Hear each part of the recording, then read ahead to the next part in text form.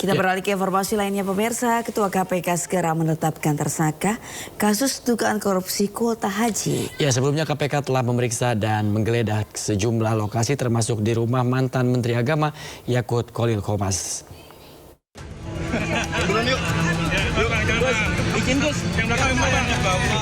Komisi Pemberantasan Korupsi terus bergerak cepat untuk mengumpulkan bukti dalam kasus korupsi kuota haji di era Menteri Agama Yakut Khalil Qomas.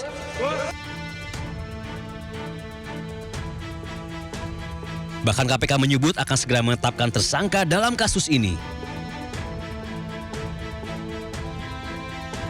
Sebelumnya KPK telah geledah kantor Kementerian Agama dan rumah mantan Menteri Agama Yakut Khalil Qomas. KPK juga telah memeriksa mantan Menteri Agama itu. KPK juga berencana memanggil sejumlah pihak yang diperlukan penyidik termasuk saksi dari jemaah haji khusus. Pemanggilan terhadap semua saksi tentu tergantung kebutuhan dari penyidik. KPK terbuka untuk memanggil siapa saja yang diduga mengetahui konstruksi perkara ini dan dapat membantu membuka dan membuat terang dari penanganan perkara ini. Ada nama yang boleh di-spill, Bang? Beberapa? Ya, belum bisa kami sampaikan. Untuk update pemeriksaan saksi dalam tahap penyidikan, kami secara rutin akan share ke teman-teman.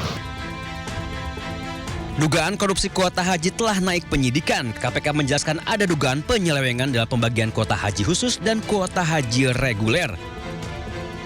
Jadi seharusnya 92% untuk haji reguler dan 8% untuk haji khusus. Namun di lapangan justru menjadi 50%.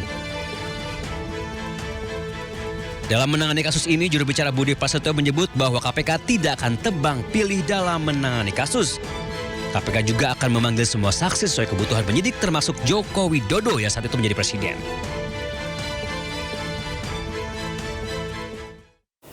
Sementara itu, pengamat menilai pembagian 20.000 kuota haji secara proporsional diduga sebagai bentuk diskriminasi pemerintah kepada jemaah haji reguler. Akibat bagian yang tidak merata itu, antrian jemaah haji reguler akan semakin lama.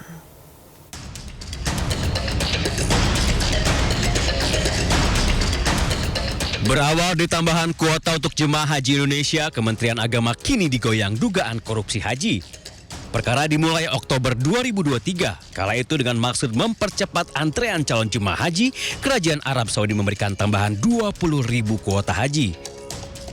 Sesuai Undang-Undang Nomor 8 Tahun 2019 tentang ibadah haji dan umroh, kuota 20.000 dibagi dua, 92% atau 18.400 kuota untuk jemaah haji reguler dan 8% atau 1.600 kuota untuk jemaah haji khusus. Alih-alih mengikuti aturan, Menteri Agama kala itu Yakut Khalil Qomas membagi proporsional kuota haji tersebut, yakni 10.000 untuk jemaah haji reguler dan 10.000 untuk jemaah haji khusus.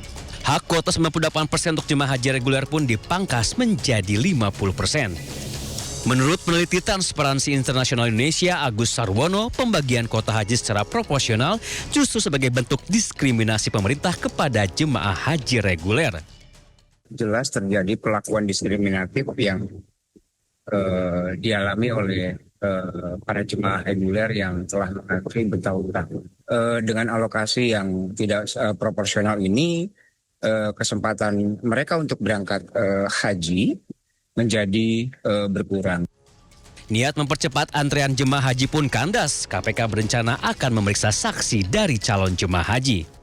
Para jemaah haji yang pada saat itu misalkan daftarnya haji khusus, kemudian pelayanannya jadi haji reguler, ataupun yang beroda yang tidak sesuai kemudian haji khusus atau haji reguler, bisa memberikan keterangan kepada kami. Kini KPK kian tancap gas menuntaskan penyidikan. Selain sudah mencekal Yakut ke luar negeri, KPK juga sudah melakukan penggeledahan di beberapa tempat, salah satunya di rumah Yakut Khalil dan perusahaan travel. Tim Liputan iNews melaporkan. Banyaknya masalah terkait penyelenggaraan haji mendorong usulan pembentukan Kementerian Haji dan Umroh. Ya, pemirsa, Wakil Ketua DPR RI Adi Skadir menilai usulan ini penting untuk dibahas. Menurutnya kementerian baru tersebut dapat mengurangi beban Kementerian Agama dalam penyelesaian haji dan umroh.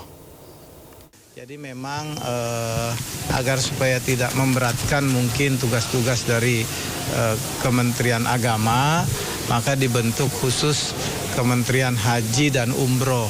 Kita tahu bahwa haji dan umroh ini kan selalu bermasalah dari zaman dahulu kala sampai sekarang. Ada aja masalahnya. Yang paling terakhir kan tahun lalu ada pansus dan ini masuk lagi urusannya ke KPK.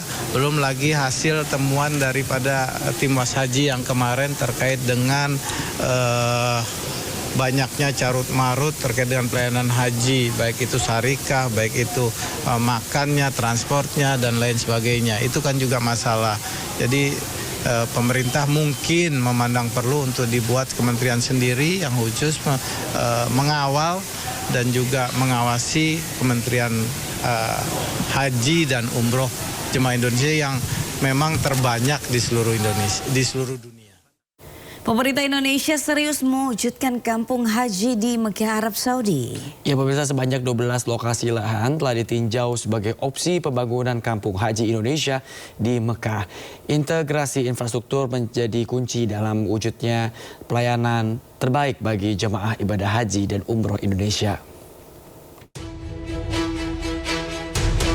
CEO dan antara Roslan Losrani yang mendapat tugas percepatan proyek pembangunan perkampungan haji Indonesia di Mekah, Arab Saudi, bertemu langsung dengan Royal Commission for Makkah City and Holy Site atau RCMC. Pertemuan khusus ini fokus membahas dukungan infrastruktur pembangunan kampung haji Indonesia. Menteri Investasi dan Hilirisasi ini juga menjalin sinergi dengan Kementerian Haji dan Umroh Arab Saudi dalam pembangunan kampung haji Indonesia di Tanah Suci. Sinergi ini menjadi fondasi bagi pelayanan haji dan umroh yang lebih tertata dan berkualitas bagi jamaah Indonesia. Akses transportasi menuju Masjidil Haram, serta dukungan akomodasi dan fasilitas ibadah yang aman, nyaman, dan berstandar internasional. CEO dan antara ini juga meninjau proyek pengembangan kota terpadu di Mekah. Masar Project sebagai salah satu pertimbangan dalam menentukan lokasi dan desain kampung haji Indonesia.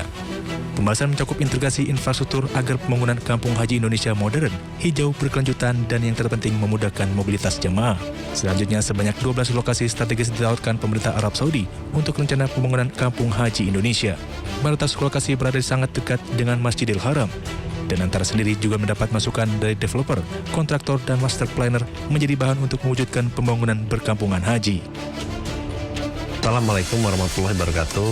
Alhamdulillah ini adalah akhir perjalanan 3 hari di Jeddah dan di Mekah dalam rangka untuk mewujudkan cita-cita mulia harapan dari Bapak Presiden dan juga dari seluruh rakyat Indonesia untuk mempunyai kampung haji di Mekah. Kami sudah mengunjungi 10 tempat opsi yang kami datangi langsung. Kami pun berkunjung dan bertemu dengan banyak otoritas di Mekah, baik itu Royal Commission of Mekah, Kementerian Investasi, Kementerian Haji, dan juga mendapatkan masukan dari banyak kontraktor maupun developer yang ada di Mekah. Insya Allah proses bisa berjalan dengan baik, lancar, dan harapan dari rakyat Indonesia dan Bapak Presiden bisa kita wujudkan dengan segera. Dengan hadirnya perkampungan haji Indonesia sendiri diharapkan dapat menjadi kawasan yang memberikan layanan terbaik. Indonesia dan Arab Saudi sama-sama berkomitmen pembangunan kampung haji Indonesia di Mekah harus selaras dengan tata kota dan ketentuan di kawasan Masjidil Haram. Dengan hadirnya perkampungan haji Indonesia, DPR berharap dapat memperbaiki layanan ibadah haji dan umroh lebih baik lagi. Wakil Ketua DPR RI Cucun Ahmad Syamsurizal menegaskan dengan adanya perkampungan haji dan umroh sendiri bagi jemaah Indonesia diharapkan menjadi modal perbaikan pelayanan penyelenggaraan ibadah untuk lebih baik lagi. Cucun yang juga menjadi tim pengawas haji DPR RI ingin pemerintah terus mampu meningkatkan kualitas penyelenggaraan ibadah haji tahun 2026 mendatang. Ada visa yang belum masih keterlambatan di hari keberangkatan sehingga dia ada penundaan seperti kemarin terjadi beberapa di NTB di mana kemudian juga proses keterlambatan pesawat. Nah ini kan menjadi catatan nanti. Ya jangan sampai ini kan setiap tahun ya ada delay kemudian juga ada harusnya di catatan kontrak itu setiap maskapai menyediakan cadangan pesawat di setiap embarkasi. Ada usulan jangan sampai Timwas dibentuk udah mau berangkat. Ya apakah dimulai dulu dari representasi Komisi 8? Karena kita harus melihat termasuk tim monepnya juga, ya tim monitoring evaluasi yang ada di Kementerian Agama itu sudah ada sinergi. Nanti Badan Penyelenggara Ibadah Haji kan punya pengawas internal bersama-sama dengan DPR mengawasi.